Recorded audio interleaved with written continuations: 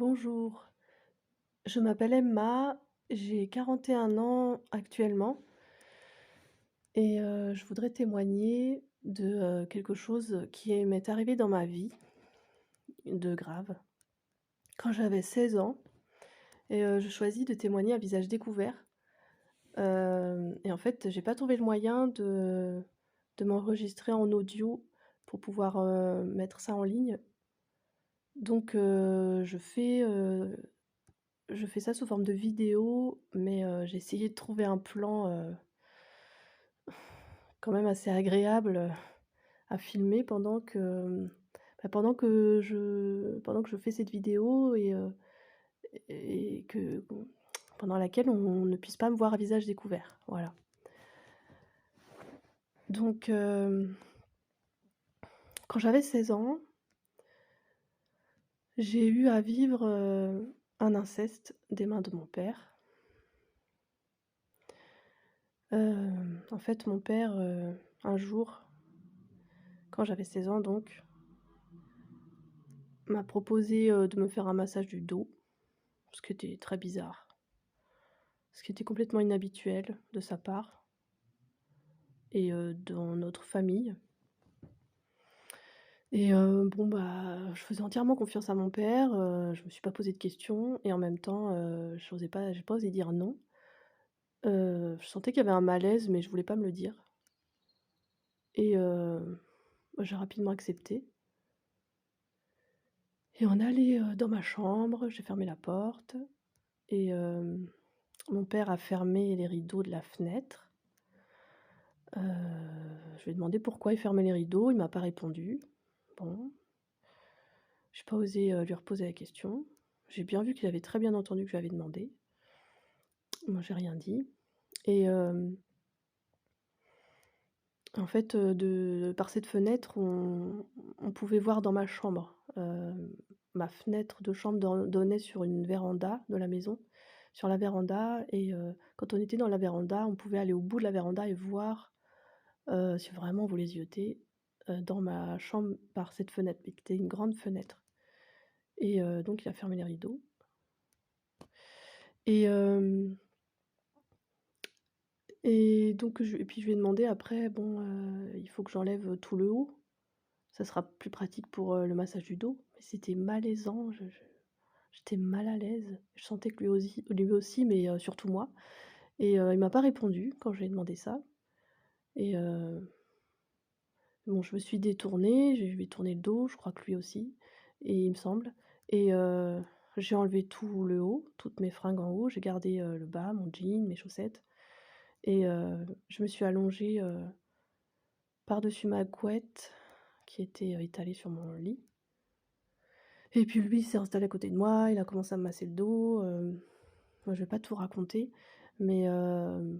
bon, c'était de plus en plus, malaisant quoi. J'étais de plus en plus mal à l'aise. Est-ce qu'il y avait de quoi et moi je me disais: «Bon, je me fais des idées, il y a pas de mal à l'aise», mais en même temps si, je savais que c'était normal d'être mal à l'aise, mais en fait, en y repensant avec le recul maintenant, avec mon regard d'adulte, de femme, maintenant je me dis: «Ben, heu, oui, j'avais de quoi être mal à l'aise, c'est normal». J'avais de quoi être mal à l'aise et en fait, je me suis rendu compte que j'ai fait ça, parce que oui, déjà j'avais pas osé lui dire non et en fait, c'était quelque part, pour faire plaisir à mon père, quoi. Il m'a demandé ça, bon, bah, en plus j'avais dit oui donc ben, voilà, ça y est, il était en train de me masser, bah, j'arrivais pas à dire: «Stop, on arrête», quoi et alors que j'avais envie de dire: «Bon allez, on arrête là, c'est bon, et enfin c'était une drôle de situation, quoi. C'était merdique, c'était bizarre. Et au bout d'un moment, il m'a demandé s'il pouvait me masser, devant et en fait, il a pas précisé où devant. Alors moi, j'ai pensé au ventre, puis ben, je voyais pas, l'intérêt, j'avais pas mal au ventre, puis j'osais pas dire non, alors j'ai dit: «Oui, d'accord», et en fait direct, j'étais toujours à plat ventre sur le lit, je suis restée à plat ventre, sur le lit, pendant tout cette durée de ce qui s'est passé là, pendant tout ce qui s'est passé et en fait, direct quand j'ai dit: «Oui, d'accord», il a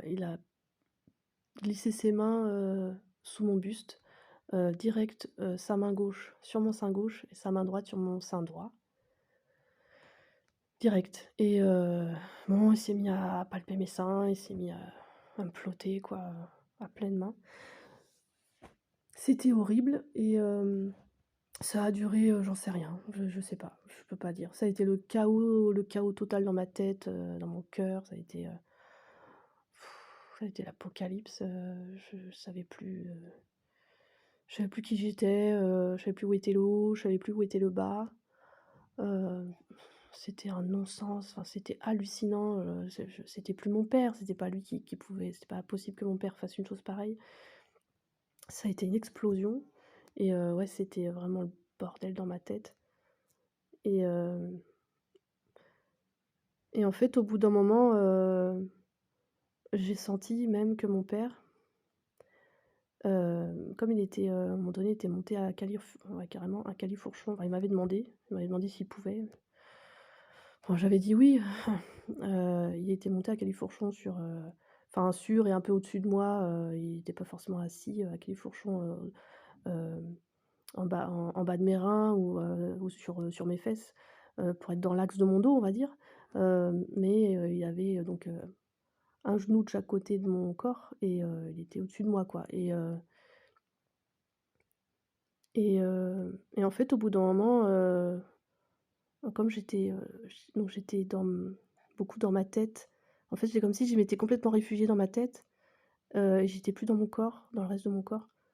C'est ouais, c'est ce dont je me souviens. Hem et ben, je prêtais plus attention à ce qu'il y avait ce qui se passait, presque plus. Hem, je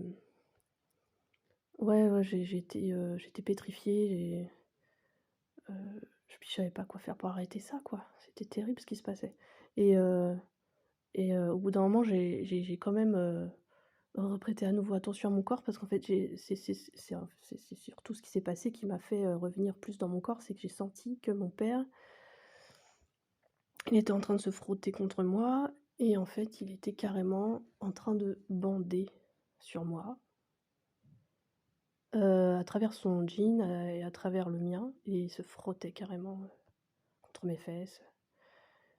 donc à travers les vêtements et voilà, je sentais qu'il était carrément en train de bander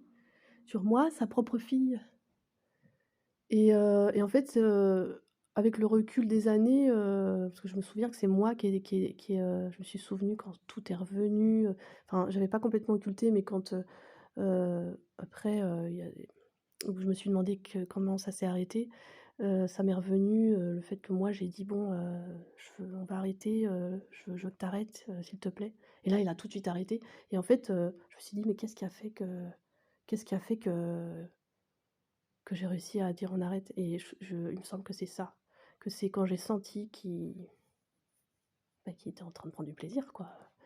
qu'il était en train de bander sur moi en se frottant, que j'ai eu un truc en moi, déjà je me souviens qu'il y a eu, une voix qui criait en moi: «Au secours!» et et hem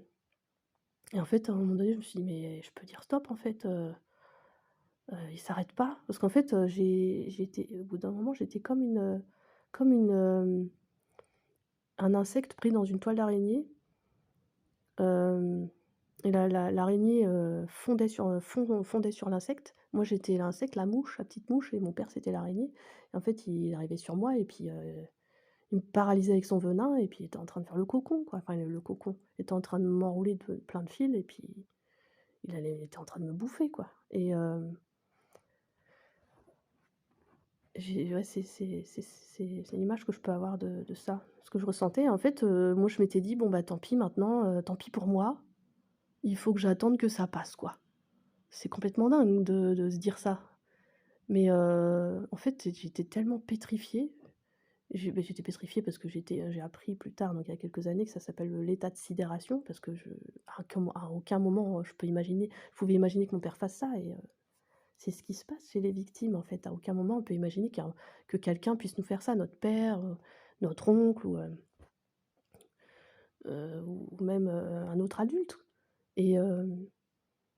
et donc je m'étais dit: «Bah, voilà, tant pis pour moi». J'ai dit: «Oui, alors maintenant tant pis pour moi, quoi. Il faut que juste que j'attende qu'il termine, il faut que j'attende que ça finisse et puis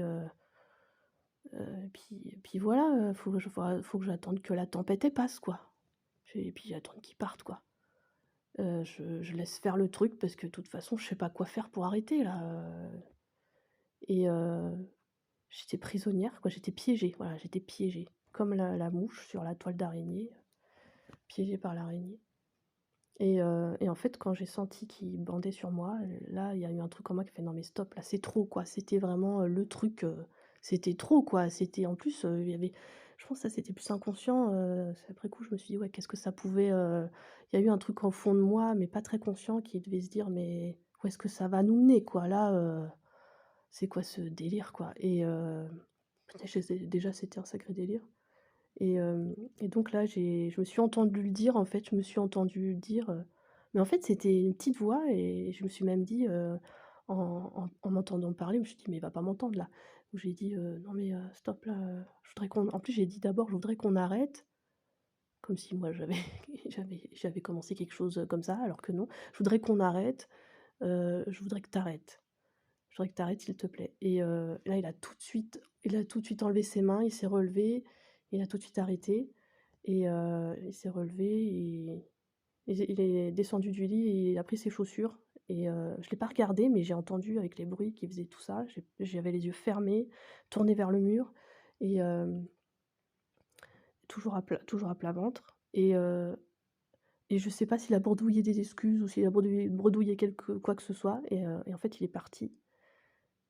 et j'ai entendu qu'il ouvrait la porte, qu'il fermait la porte et terminé et après c'est le trou noir. Après, j'ai aucune idée de ce qui s'est passé. Après, je sais pas si j'ai pleuré, je sais pas si il me semble qu'après, je suis restée quand même abasourdie un petit moment sur mon lit, mais même pas quelques minutes, je sais même pas si ça a duré 1 minute. Je me suis relevée, je me suis assise, j'ai remis mon t-shirt, mon pull, je crois, mais bon, bah, après, que ça a été le trou noir, ça se comprend, c'est parce que j'ai vécu un traumatisme, voilà et en fait, voilà, bah, c'est un attouchement, c'est qualifié d'attouchement et je sais même c'est qualifié d'agression sexuelle par la loi et ça m'a brisé une bonne partie de ma vie et ça fait quelques années bah, que j'ai bien commencé à m'en sortir, enfin que je m'en sors bien. J'ai commencé à le dire, j'ai dénoncé tout ça et j'ai même, porté plainte contre mon père en juin 2018. Voilà et je vais arrêter là pour l'instant. Hem, je vais mettre, cette vidéo en ligne et voilà si des personnes, regardent cette vidéo, l'écoutent et arrivent jusque-là, merci d'avoir écouté jusqu'au bout et si vous voulez en savoir plus, si vous voulez, je sais pas, que je vous dise, comment j'ai fait pour, m'en sortir, parce que ça fait partie du témoignage que je voudrais donner et ben, je voudrais partager avec le plus grand monde, avec le plus grand nombre, hem et ben, voilà, dites-moi. Merci. À bientôt, au revoir.